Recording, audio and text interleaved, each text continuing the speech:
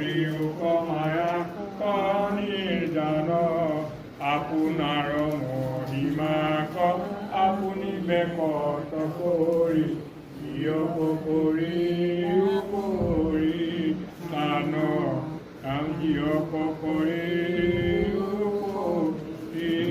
দান আদি তেখেতে আমাৰ এই আশ্ৰমত আহি আইতাসকলক পূজাৰ উপলক্ষে এটি লঘু আহাৰৰ ব্যৱস্থা কৰি দিছে। লগতে এভাগ বস্তুও আপোনালোকক অৰ্পণ কৰিছে।